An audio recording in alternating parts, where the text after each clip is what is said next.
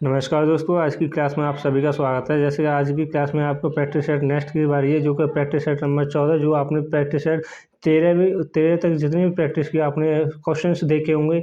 और इस practice set में आपके जो नए नए क्वेश्चंस है एग्जाम में आपको सेलेक्टेड पूछे गए क्वेश्चन जो आपकी प्रैक्टिस एग्जाम की तैयारी को और भी मजबूत बनाएगा। ठीक है दोस्तों, आज की प्रैक्टिस सेट में आपका 20 ऐसे इंपॉर्टेंट क्वेश्चन होंगे जो आपको एग्जाम में देखने को मिलेंगे। रीजनिंग के हर एक उन चैप्टर से क्वेश्चन उठाए गए हैं जो आपकी तैयारी को, आपकी प्रैक्टिस को और भी अच्छा बनाएंगे। ठीक है दोस्तों, क्वेश्चन की तरफ बढ़ते हैं। आपका पहला इंपॉर्टेंट क्वेश्चन है, जैसे नीचे दी गई श्रृंखला। क्या है दोस्तों?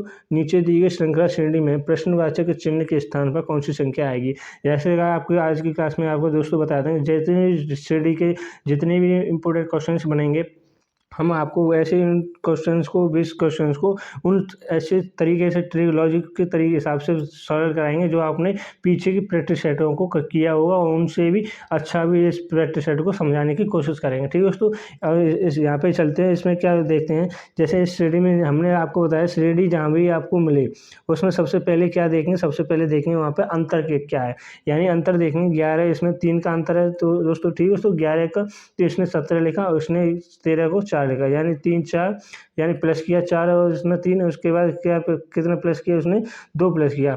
तो यहाँ पे भी आपका लॉजिक यहाँ पे लग रहा है कि यहाँ पे कोई पता नहीं चल रहा है इसने क्या लॉजिक लगाया या क्या नहीं लगाया। तो उस हिसाब से उस कंडीशन में आपको क्या देखते हैं, तो उसमें देखते हैं आपका इवन नंबर और नंबर या भाज्य संख्या या अभाज्य संख्या, उस प्रकार की संख्या को देखते हैं, आपको ये आनी चाहिए। तो ये यहाँ पर जो दर्शाई गई है 11 13 17 19 और 23, यानी कि ये आपकी अभाज्य संख्या है। तो अभाज्य संख्या में क्या होता है, और जो अगली अभाज्य संख्या आने वाली है जो इम्पोर्टेंट है, यानी 23 के बाद अभाज्य संख्या जो आपकी आएगी 29 आएगी। ठीक है दोस्तों, B option will be the right answer. इसमें ऐसे ही क्वेश्चन आते हैं, इसमें लॉजिक कहीं से कहीं पर भी आपको लॉजिक लगाना भी पड़ता है, और कहीं पर भी आपको ट्रिक भी, और आपको कहीं पर भी आपको गहरी ट्रिक के आपको समझने की कोशिश करना है। ठीक है दोस्तों, जो कि एसएससी रेलवे में पूछा गया है। नेक्स्ट क्वेश्चन तरफ बढ़ते हैं। नेक्स्ट क्वेश्चन है, उस विकल्प का चयन करें। उस विकल्प का चयन करें जो तीसरी संख्या से ठीक उसी प्रकार संबंधित है जिस प्रकार दूसरी संख्या पहली संख्या से संबंधित है। इसमें क्या देखते हैं दोस्तों, एनालॉजी के क्वेश्चंस जो आपको मैंने पीछे की प्रैक्टिस सेट में आपको बताया है कि किस प्रकार से सॉल्व करते हैं। इसमें भी आपको देखें जो नए नए तरीके और नए नए लॉजिक के साथ आपको इन क्वेश्चन को सॉल्व करें। ठीक है दोस्तों, तो इसमें देखेंगे यानी 4 क्वेश्चन 256 लिखा और 7 को क्या लिखा जाएगा, यानी 4 का संबंध 256 से है तो 7 का संबंध किससे होगा। तो इसमें क्या देखते हैं, यानी कि 4 का यानी क्या करें, इसमें देखेंगे जो लॉजिक लगाएगा वो लगाएगा आपका 4 का वर्ग करो। 4 का वर्ग कितना होता है दोस्तों, वो होता है आपका 16, और 16 का वर्ग कितना होगा आपका 256। तो उसने यही लॉजिक लगाया है 16 256, इसने वर्ग का वर्ग करने के बाद उसने 256 लिखा। उसी प्रकार से यहाँ पे भी देखेंगे, यानी 7 का वर्ग करेंगे, 7 का वर्ग आपका 49, और 49 का वर्ग करेंगे यहाँ पे। ठीक है दोस्तों, अगर आपको वर्ग करने नहीं आता तो पीछे मैंने वीडियो बनाया हुआ है जो शॉर्ट ट्रिक 1 से 100 तक आपको मुझे याद है, जो कि वर्ग सभी के याद हैं, तो ऐसे ही आपको याद होने चाहिए जो आपकी एग्जाम में समय को बचाएगा। यानी 49 को देखेंगे, 49 का वर्ग करेंगे तो कितना आएगा दोस्तों, वो आएगा आपका 2401। ठीक है दोस्तों, तो यहाँ पे ऐसे जो वर्ग को आपको आना चाहिए। ठीक है दोस्तों, नेक्स्ट क्वेश्चन तरफ बढ़ते हैं। नेक्स्ट क्वेश्चन है आपका बैनारी।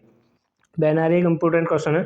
मैंने आपको बताया जो ट्रिक के हिसाब से बैनारी को किस प्रकार बनाते हैं। तो उस बैनारी का चयन करें जो निम्नलिखित वर्गों के बीच संबंध को निरूपित करता है। उसमें क्या है दोस्तों, जैसे सोना, चांदी और आभूषण, इन तीनों में ऐसे संबंध को देखेंगे जो यहाँ पर बताएगा कि किस प्रकार से बैनारी को बनाना है। यानी हमने आपको बताया कि हमको किसी का नहीं आता, हमने एक को बनाया, यानी सोना को बनाया हमने। ठीक है दोस्तों, और यहाँ पे क्या करेंगे चांदी, इसमें देखेंगे सोना और चांदी में कोई रिलेशन है, कोई संबंध तो नहीं है, तो यहाँ पे कोई भी संबंध नहीं है। तो इस प्रकार से क्या करें, तो यहाँ पे हमने बनाया चांदी का। ठीक है दोस्तों, चांदी को सी से निरूपित करते हैं।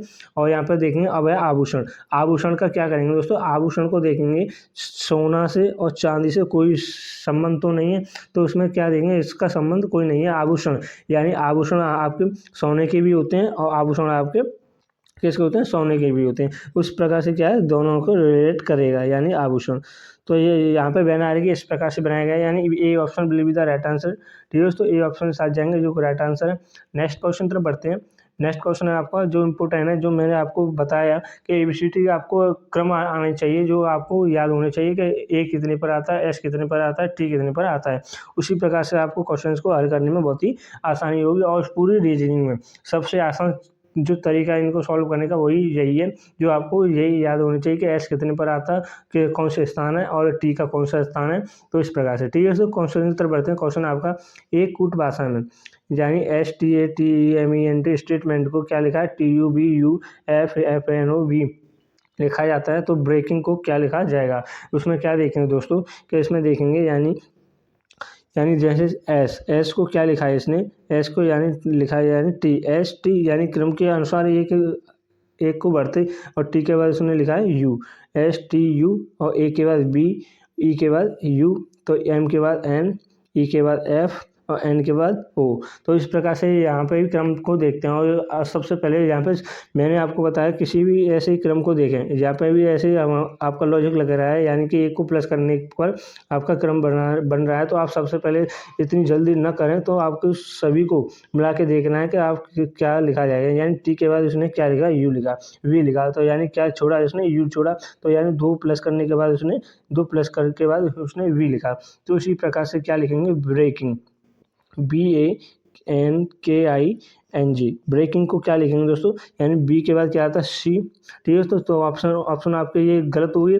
तो इस प्रकार से आपको समय को बचाएंगे, हमको ज़्यादा ढूंढना नहीं पड़ेगा। और बी के बाद ए के बाद क्या आता है, B आता है, और एन के बाद O। ठीक है दोस्तों, एन के बाद जो आएगा O आएगा, और के बाद क्या आएगा, L आएगा, और आई के बाद J। ठीक है दोस्तों, और एन के बाद आपका जो अगला आएगा O फिर से आएगा, और जी के बाद क्या आएगा दोस्तों, H आएगा। तो यहाँ पर क्या आएगा, H नहीं लिखेंगे, तो आपका यहाँ पे ये गलत हो जाएगा। जैसे कि हमने यहाँ पे 2 को छोड़कर लिखा, उसी प्रकार से यहाँ पे भी 2 को छोड़कर लिखेंगे। तो यहाँ पे क्या लिखेंगे दोस्तों, तो आपका जो यहाँ पे लिखा जाएगा आई लिखा जाएगा, GHI यानी कि आई। तो D option will be the right answer. ठीक है दोस्तों, डी ऑप्शन के साथ जाएंगे जो कि राइट आंसर है। नेक्स्ट क्वेश्चन पर बढ़ते हैं। नेक्स्ट क्वेश्चन है, निम्नलिखित में से कौन सा विकल्प दी गई श्रृंखला को पूर्ण करेगा, यानी कौन सा जो विकल्प है दी गई श्रृंखला को पूर्ण करेगा। यहाँ पे देखेंगे इंपॉर्टेंट क्वेश्चन है। ऐसे क्वेश्चंस को हमने आपको पीछे के प्रैक्टिस सेट में आपको करना बताया, किस प्रकार से सॉल्व करते हो। ऐसे अच्छी से अच्छी ट्रिक को आपको बताया। इस प्रकार से यहाँ पे क्या देखते हैं, सबसे पहले क्या देखेंगे, इनको सभी को काउंट करें। यानी काउंट हमने बताया आपको 2 के या 4 के या 5 के भाग में तोड़कर उसे मीनिंग के रूप में बनाकर उसे क्रम व्यवस्थित करेंगे। उसी प्रकार से यहाँ पे कर देंगे, यहाँ पे 4 में तोड़ कर देंगे।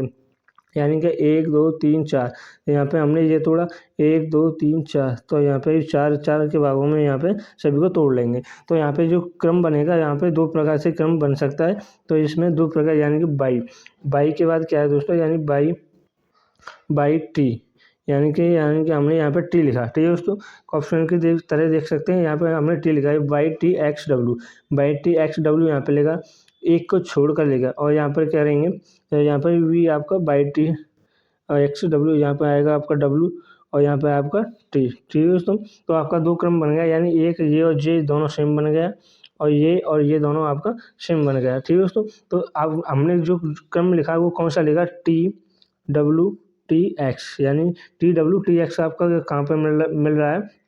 तो यहाँ पे एक और छूट गया दोस्तों, ये है आपका बाई, एक्स के पहले आएगा बाई। ठीक है दोस्तों, तो यहाँ पे आएगा बाई, जो देखेंगे यहाँ पे एक्स ये और ये क्रम दोनों सेम है, तो यहाँ पे आएगा डब्लू। तो यहाँ पे TWX यानी कि A option will be the right answer. ठीक है दोस्तों, ए ऑप्शन के साथ जाएंगे जो कि राइट आंसर है।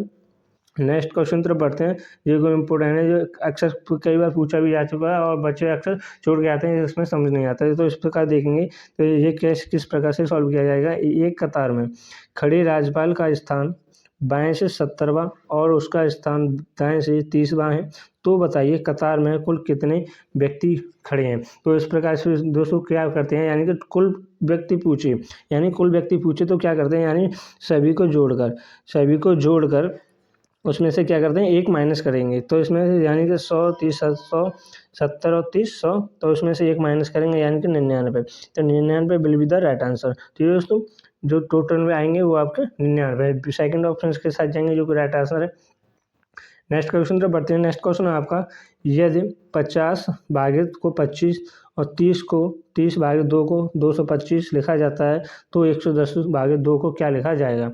ठीक है दोस्तों, अगर चैनल पर नए बने चैनल को सब्सक्राइब करें, वीडियो को लाइक करें। ऐसे ही डेली के इंपॉर्टेंट क्वेश्चन जानने के लिए चैनल पर बने रहें। ठीक है दोस्तों, और इसको देखेंगे इसमें जो लॉजिक लगाया है किस प्रकार का लगाया है। यानी 50 भागित उसने 10 किया तो इसने 200 यानी 25 लिखा, यानी कि 10 का भाग करेंगे 50 में तो यानी 5 बार, और 5 का वर्ग करेंगे यहाँ पे तो कितना आएगा आपको दोस्तों 25 आएगा। उसी प्रकार से यहाँ पे भी 30 का भाग 15 यानी कि 2 का भाग 30 में दिया 15 और 15 का वर्ग करेंगे 225। तो उसी प्रकार से यहाँ पे भी वही लिखा जाएगा। जैसे कि 110 में 2 का भाग देंगे यानी 55 और 55 का वर्ग करेंगे तो कितना आएगा दोस्तों, वो आएगा आपका 30-25। यानी कि आपको वर्ग जो याद होने चाहिए तो आपके बहुत ही समय को बचाएंगे, आपकी स्पीड को और भी मजबूत करेंगे, आपकी प्रैक्टिस को भी और भी बढ़ाएंगे। ठीक है दोस्तों, नेक्स्ट क्वेश्चन तरफ बढ़ते हैं। नेक्स्ट क्वेश्चन है जैसे कि इम्पोर्टेंट है, दिए गए पैटर्न का ध्यानपूर्वक अध्ययन करें और उस संख्या का चयन करें जो प्रश्न चिन्ह के स्थान पर आ सकती है।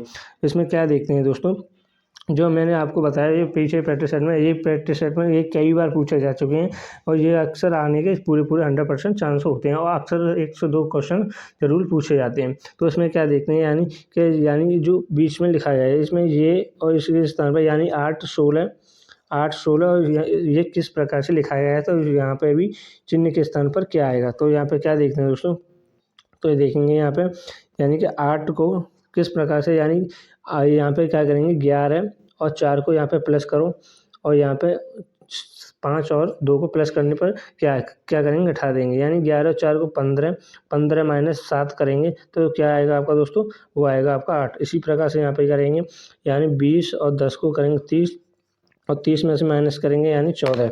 30 में से 14 को माइनस करेंगे तो आपका कितना आएगा दोस्तों, वो आएगा आपका 16। तो इसी प्रकार से यहाँ पे भी करेंगे यानी 8 और 15 आपका कितना होगा 23 और 23 में से कितना माइनस करेंगे 9 माइनस करेंगे तो क्या आएगा दोस्तों, यानी 23 में से जो माइनस कर देंगे तो जिस प्रकार से यही क्वेश्चन को आपका बताता चलेगा यानी 14 कितना बचेगा दोस्तों यहाँ पे 14। तो 14 will be the right answer, यानी डी ऑप्शन के साथ जाएंगे जो कि राइट आंसर है। नेक्स्ट क्वेश्चन तो बढ़ते हैं, इंपॉर्टेंट है जो हर बार पूछा जाता हो। आप देखेंगे ये सिलेबस में आता नहीं है तो आपको बता दें जितनी तैयारी करते हैं आपको सिलेबस में क्वेश्चन आए या ना आए तो तैयारी हम सभी की करते हैं। उसी प्रकार से यहाँ पे भी मैंने ये क्वेश्चन आपके लिए लेके आया हूँ जो एग्जाम में बहुत कम चांस होते हैं पर आप अपनी तैयारी में कोई भी कमी ना छोड़ें। तो हरी को याद है कि उसके पिता का जन्म दिन 13 और 16 जून को के बीच पड़ता है, जबकि उसकी बहन को पड़ता है कि उनके पिता का जन्मदिन 16 और 18 जून के बीच पड़ता है। उनके पिता का जन्मदिन किस दिन होगा जिस पर दोनों सहमत हों। इस प्रकार के क्वेश्चन को देखते हैं दोस्तों किस प्रकार करते हैं, यानी आप यहाँ पे 16 और 13 इस प्रकार लिखें और 14 और 18 इस प्रकार लिख लें। ठीक है दोस्तों, तो इनके आगे इनके जो बीच के क्रम है उनको आप लिखें। तो इनको बीच के क्रम को इन दोनों को छोड़कर इनके बीच के क्रम को लिखें। ठीक है दोस्तों, तो यानी कि 13 तो 14 15 तो यानी 16 यहाँ पे क्या करना है दोस्तों, यहाँ पे 16 ही करना है। 16 के बीच में दोनों का 15 16 तो 14 ये 15 तो इन दोनों के बीच में क्रम का क्या है दोस्तों, इनका जो क्रम मिल रहा है वो यही मिल रहा है, यानी 15 जो कॉमन हो दोनों में कॉमन हो वही आपका आंसर है, यानी बी ऑप्शन के साथ जाएंगे जो कि राइट आंसर है। ठीक है दोस्तों, इंपॉर्टेंट क्वेश्चन है। अगले क्वेश्चन की तरफ बढ़ते हैं। अगला क्वेश्चन है उस विकल्प का चयन करें जो तीसरे शब्द से ठीक उसी प्रकार संबंधित है जिस प्रकार दूसरा शब्द पहले शब्द से संबंधित है। तो इसमें क्या देखते हैं दोस्तों, यानी लखनऊ का संबंध किससे है, उत्तर प्रदेश से, तो कोहिमा का संबंध किससे होगा। ऐसे क्वेश्चन को क्या देखते हैं दोस्तों, आपको सभी राज्यों की आपको राजधानी याद होनी चाहिए। तो इसमें यही दर्शाया, यानी उत्तर प्रदेश की राजधानी आपकी लखनऊ है तो कोहिमा किसकी राजधानी है। तो कोहिमा किसकी राजधानी है दोस्तों, वो आपकी नागालैंड की। डी ऑप्शन के साथ जाएंगे, D option will be the right answer. Next question तरफ बढ़ते हैं।